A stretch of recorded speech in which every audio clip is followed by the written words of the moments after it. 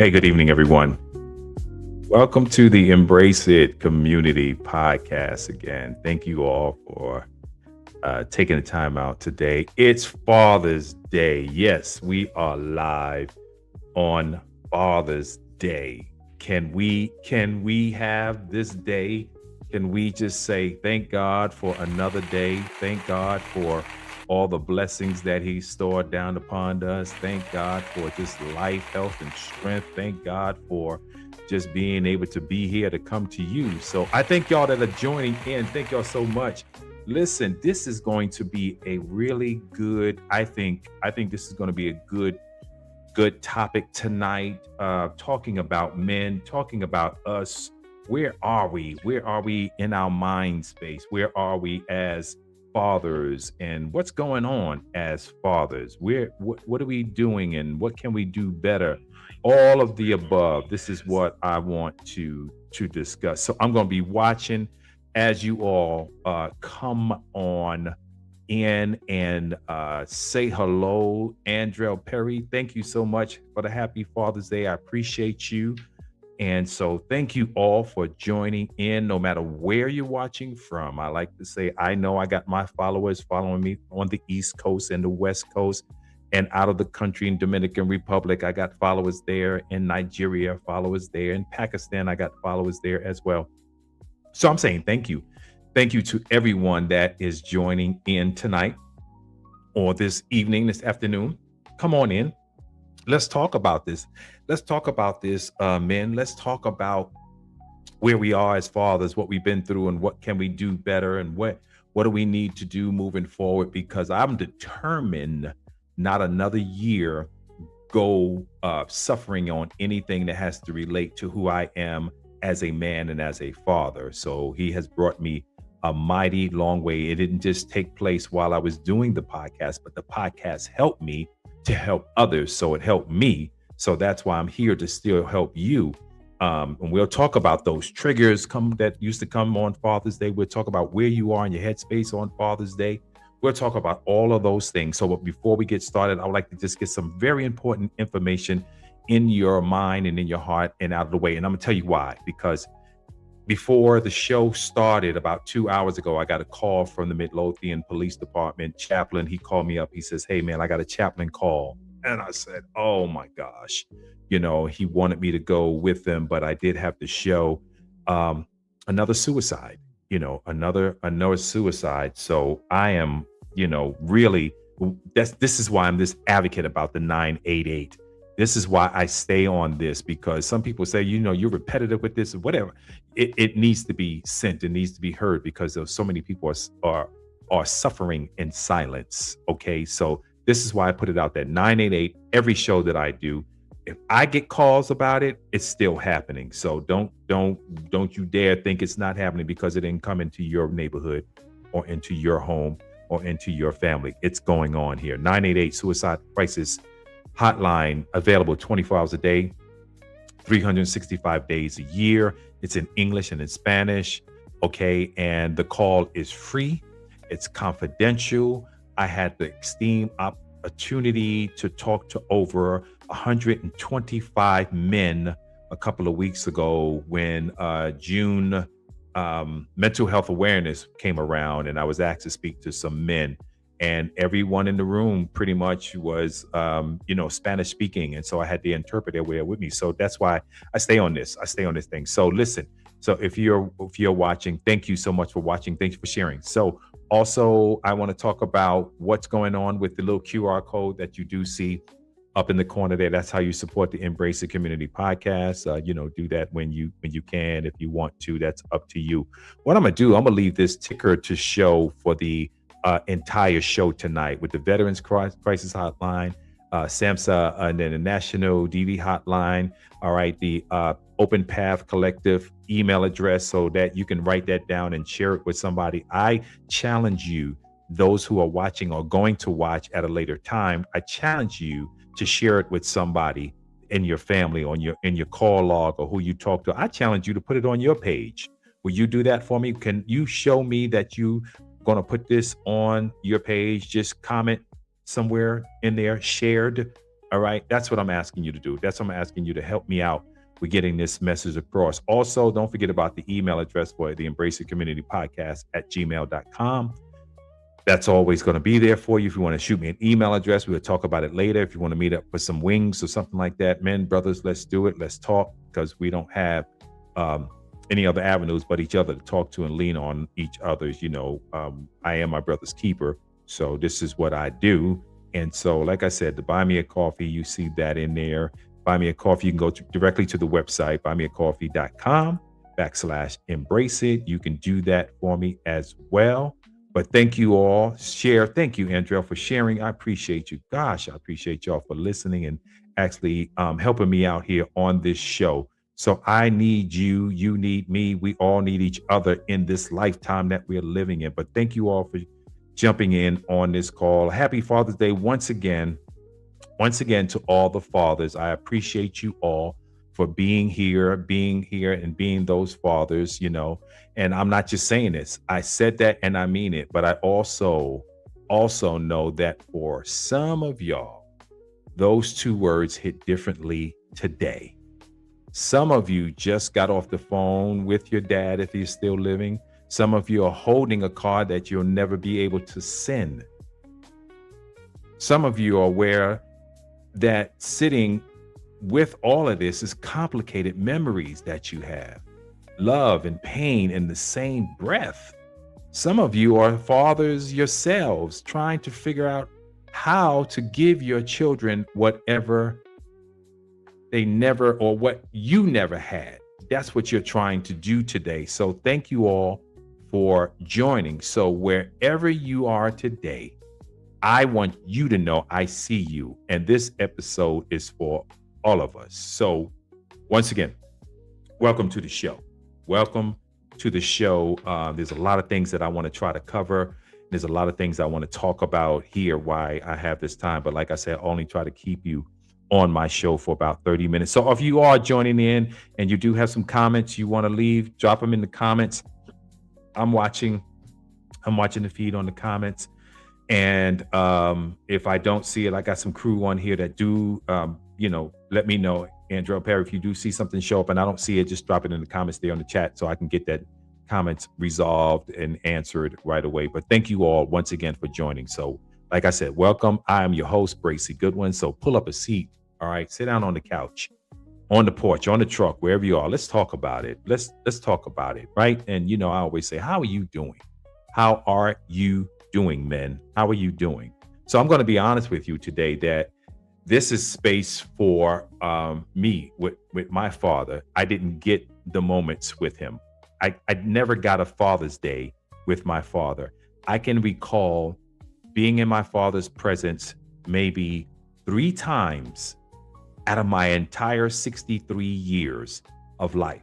3 times, maybe 4, maybe 4, but I can only count on one hand. So if I'm off by one, it might hit me. Oh, yeah, I did see him getting on the subway in New York City. Oh, I did see him. We talked for a hot minute.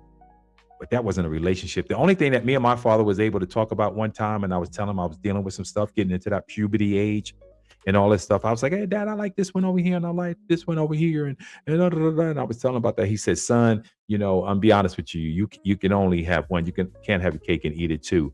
So instead of him just telling me that, and sitting me down and telling me what this is supposed to be like, I was like a little wild rabbit, I didn't know. So he never told me anything besides that you can't have your cake and eat it too.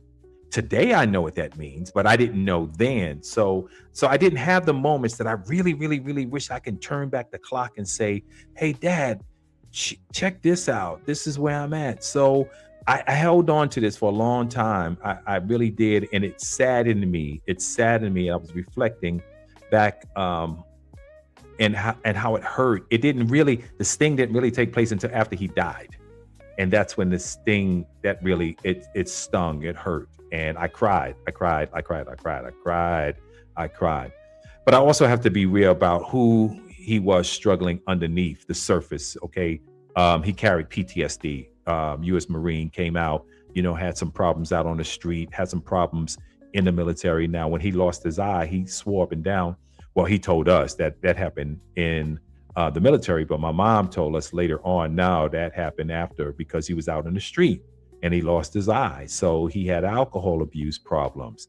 And that pain spilled out into my mother in ways that no woman should ever have to experience.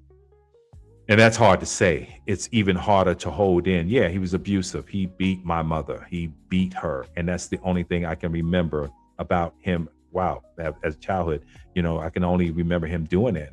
And I don't just blame him, but my mother was mouthy back too. So they fought. But he beat her. He beat her bad. So because I love the idea of my father, the grief, the father I deserve, and the still hurt what happened under the roof, all of this is true at the same time. Like I said, I'm healed now because of the counseling that I got. I'm healed. I don't get depressed or anything like that anymore on Father's Day, because if that was so, you wouldn't see me tonight. All right. So thank you. Thank you all for everything. I got Father's Day greetings from my son, Jay Jones. I heard he's down in Florida. I want to get him on the show. Ricky Edwards, thank you, sir, for joining in tonight. I spoke to you today. We're going to talk later on when I get off the show. But yeah, thank you. Jay, holla at me, son, if you can. I miss you, man. Him and Brandon's down in Florida on Father's Day. Next time you better call me, because I want to come too. So, but anyway, moving forward, I had to figure out ways to heal from this. So I'm not sharing this to open old wounds or pursue anything. I'm sharing this because I know that I'm not the only one. Men are watching this right now who nodded, and as soon as I started talking, all right? So even if my father and mother abandoned me, the Lord will hold me close. And that's who I had to build a relationship to the Lord, because I don't even have the time to go into half the stuff that I went through, but I'm going to touch on the surface, not having my father, Bracy Goodwin III, in my life. My mother remarried this man named James Charlton, who whose name was James Charlton. That's another show. He was, whatever he was doing. And because of the way he treated me, I don't know how it got back to him, and my father didn't like it. And I honestly get this from my father. And so he did some things to that man's vehicle. Anyway, I used to be that way. Anyway, so now after that happened, of course, he started taking it out on me. He started taking things out on me. And I didn't understand that. I was totally lost when stuff like that started happening. I'm talking about abuse, being beat for everything. I mean, I ain't talking about with a belt. I'm talking about punched, nose bleeding, in the whole nine, and get up and get yourself together, fix your face, stop crying. So this is a lot of stuff. So the word doesn't pretend that an absent father doesn't exist. It doesn't spiritualize this in any way, guys. The real pain of abandonment or the abuse, it acknowledges it. When we read the word of God, it just acknowledges it for us. And then it makes a promise that God steps in the spaces where our earthly fathers failed. And that's not cliche. That's a lifeline to have. So I just want you to know you have a lifeline in fathers, in the Father that we serve, in Jesus Christ. I remember I was driving truck and I was in North Carolina, and I was at my layover station. I was listening to Series Radio, and this song came over, Father Me. It's by the Shekinah Mass Choir. So Father Me, that song came on, and I cried, because I never had a father. So that's when I asked Jesus Christ to father me. I've always asked him, to come into my life, but I never asked him to father me. That's something totally different when you ask the Lord to father you. So I had to do that. So you might have to do that. And even the women and the ladies that are watching tonight, that absent father, I get it. We're going to talk about that. So now some of people here that may have lost their fathers to death, and some to addictions, and in some other ways, some lost them to incarceration. What about the distance? Also, some might just be distance. And this is an opportunity for you to take some of this that I'm saying to you and help you out to fix this, because I have 7 children. I have 7 children. I have 10 grandchildren. Oh, and by the way, shout out to Liam for getting this for Dad. All right, this dad is a New York Knicks fan. Yeah, he got that for me since I got it today. And so I just wanted to show that on the show. Thank you, Liam, for sending this to Dad. I appreciate you. Appreciate you for doing that. So, like I was saying, the loss, we lose our fathers, we grieve, and the grief is real. Yes. Does the church always give us the language for the complicated grief? We're told to forgive, and that's true, but forgiveness and grief can coexist. Both of that can happen. I forgave my father, but I still grieved my father. So at the same time, I'm doing both. But you can be working towards releasing someone and releasing that, but someone still cries on Father's Day. Somebody's still crying on Father's Days. Okay, so those things are still happening, and so I'm trying to help you today by that. All right, so this is what I want to do. It's crying. Crying is cool. It's okay. It's not weakness. All right, this is how God designed us. He designed us. Derek Evan, man, come on, brother, man. Thank you, man, for joining in tonight, man. I should have sent you a link and got you on the show too. But we'll catch up, man. We got to get back on together. So grieving is okay. All right. It's okay. So let it happen. Let that happen. The cycle you grew up in does not have to define the father you have become, because I made a promise to myself. I was not going to be the father that my father was. Made a promise to myself I was not going to be the father my stepfather was to me. No, I didn't still get it right. No, I didn't know everything to do. But I can honestly say today, my relationship with my children are better than it was as far as I can go back and remember. I have a 18-year-old daughter, Shyla, in Ohio, and Shyla and I've been trying my best to build my relationship with her. When I'm saying I'm trying my best, you got to deal with all the other stuff, but just reaching out to her mom, hey, where is her game? And she'd tell me where her game is, and I would show up to her volleyball games because she was good in volleyball. And then her birthday came around. I think she turned 13 years old, and I met her at the Starbucks, and I just had to, wherever I was allowed to see her, that's where I met her and her mom, and I brought her some gifts then and took some pictures with her. And then graduation came, and I couldn't make it to the graduation, but I just kept reaching out to her. Even though she wasn't reaching out to me, I was reaching out to her. This generation of kids, you got to understand, they're not going to reach out. You got to be the one reaching out. So let me tell you why I'm saying this, because Charlotte is now 18 years old. This was the first Father's Day that she sent me in Texas, and that said, Happy Father's Day. You talking about making a man feel so dang good. That to me was better than a ribeye steak and a potato. She made me feel so good by getting it in my heart.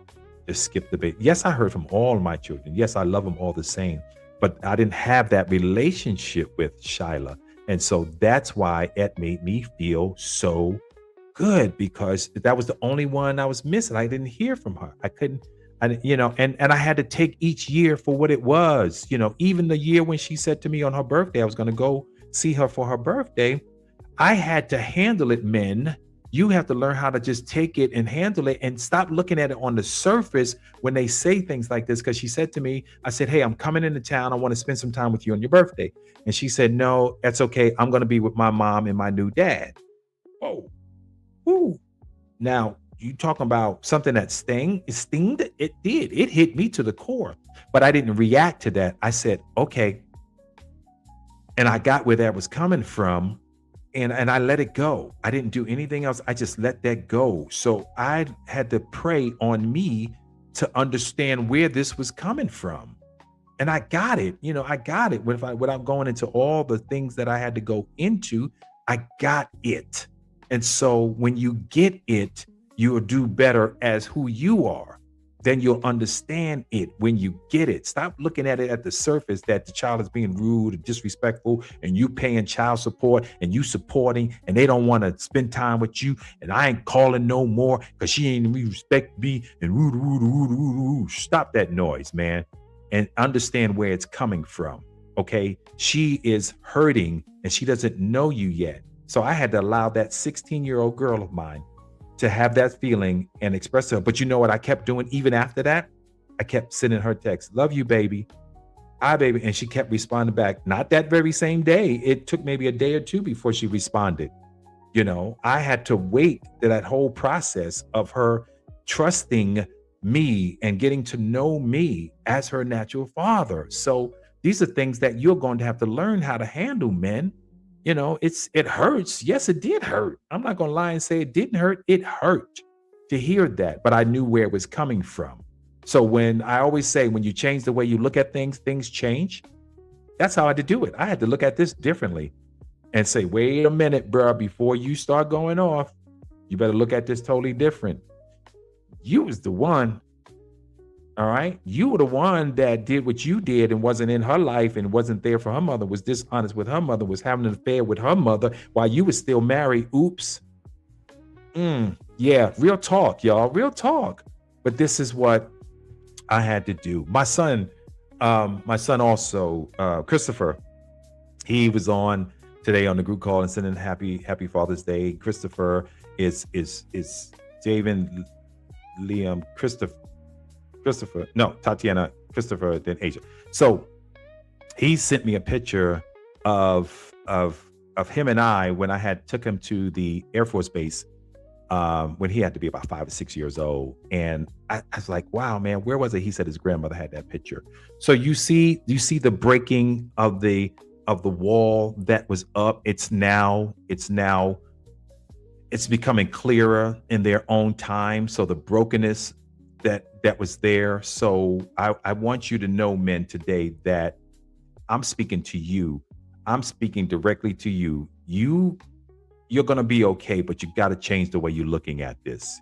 You have to change the way that you're looking at how your children are reacting to you. And if you really don't understand where this is coming from, try to have that conversation. For years, my kids said to me, yeah, Dad, I'm good. I'm good. When I reached out and tried to say, hey, how y'all doing? I'm good. But they really wasn't. And so I had to say, okay, if you're good, okay, you're good. But then they really wasn't.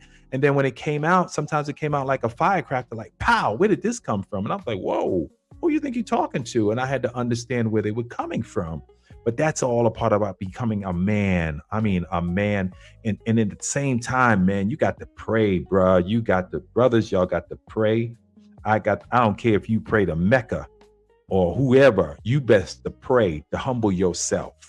And that's why I'm talking to all walks of life of men, not just believers, because I don't only have just believers on my show. I have people who are non-believers, and I want to talk to them too. And that relationship that they have with whoever they have, that's another discussion another time. We'll sit around and talk about that another time. So you don't have to be perfect. You have to be present. I'm going to say it again. You don't have to be a perfect father. You just need to be present emotionally and spiritually. Emotions, you got to listen to their emotions. Spiritually, you got to pray for yourself while you're listening before you open up your mouth. Physically, you can be there as well. You can be there physically for them if you want to. You have to be the kind of man your child can tell the truth to. All she wants to do is be able to tell the truth, how much hurt they have. They need to feel okay. Have that conversation.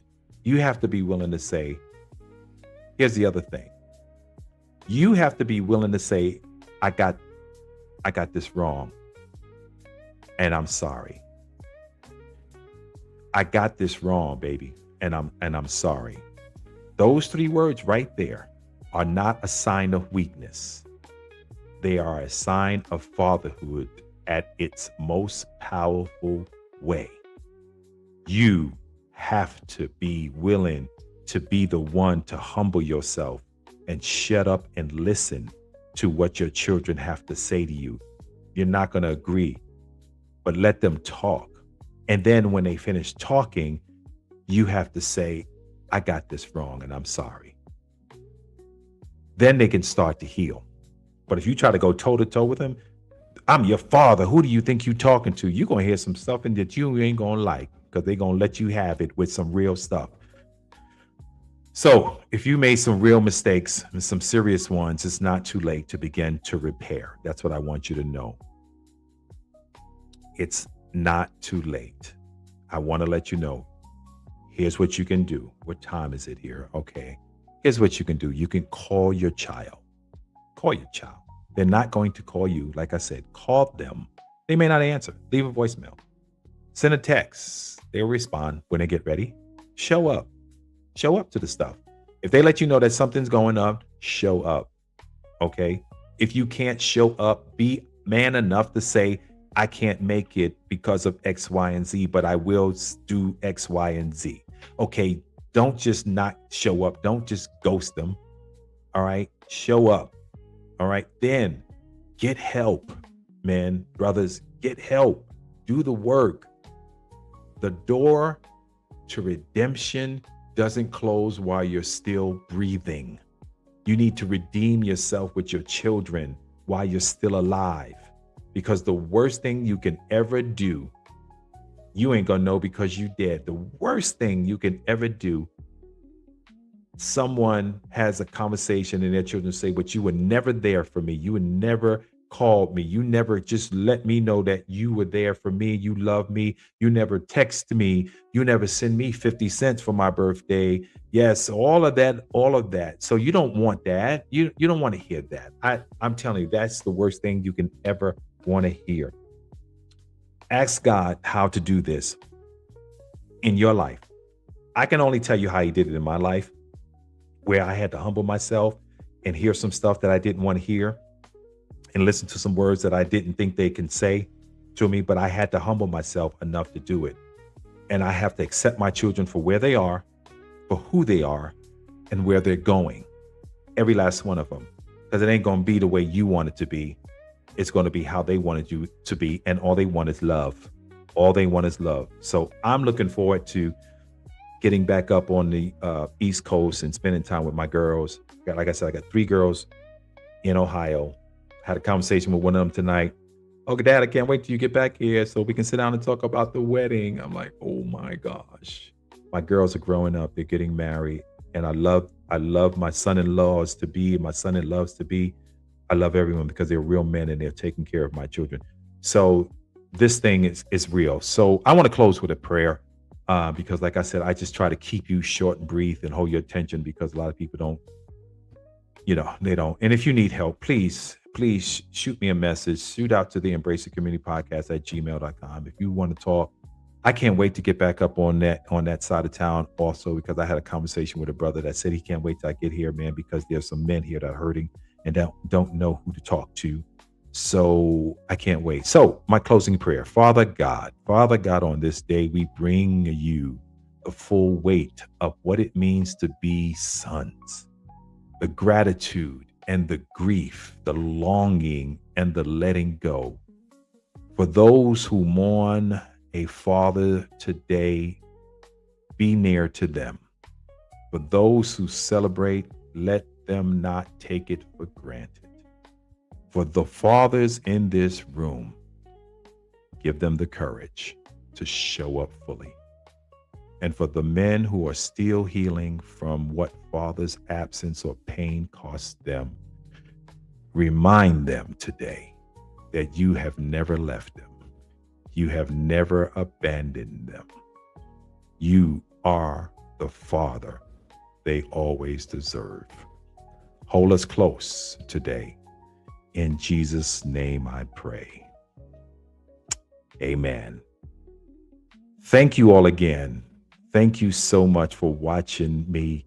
Thank you for being here for the 2 years plus that we have had this show going. I want to tell you, I can't thank you enough for being here. I can't thank you enough for everything that you have done and showed me thus far. So I appreciate you all. Listen, I'll be back again next week. Thank you all for tuning in. Let me see. I want to make sure I got everybody in the room. I want to make sure if anything I'm missing here. Yeah, this is good too for women to hear as well, because there are some women that wishing that they had a relationship with their father. I get it. I get it. I get it.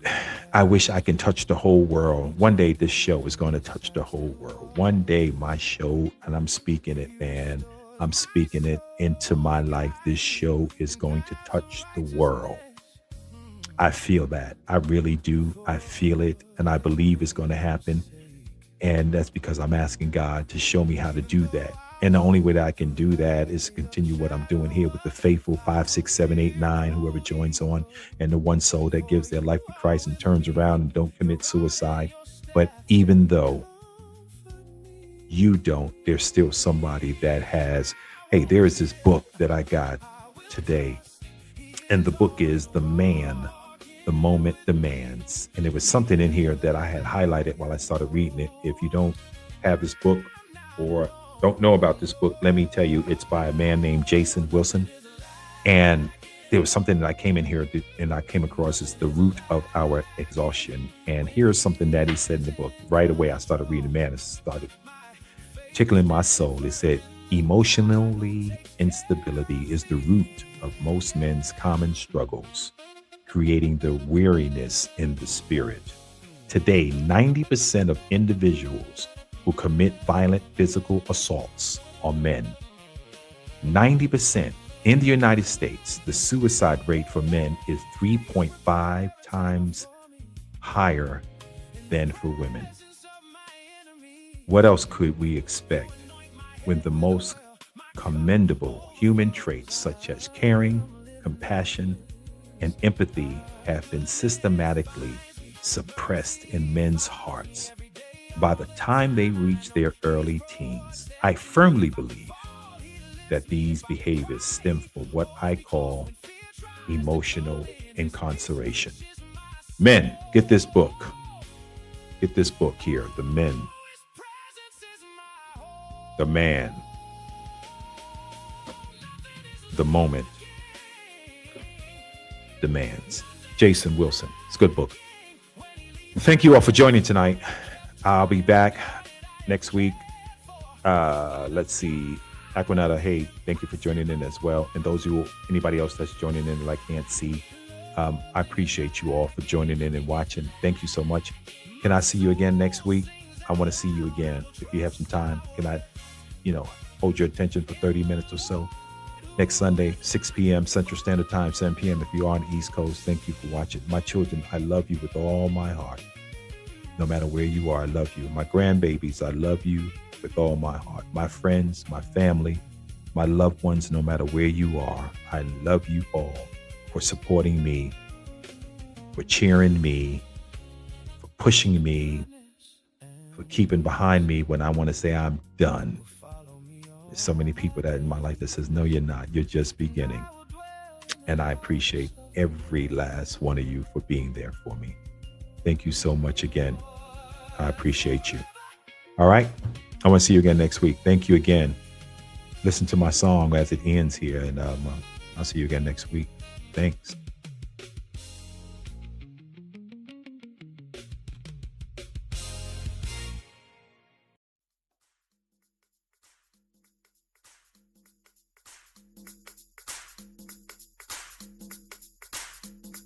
Thank you for listening to Embrace It, the community podcast.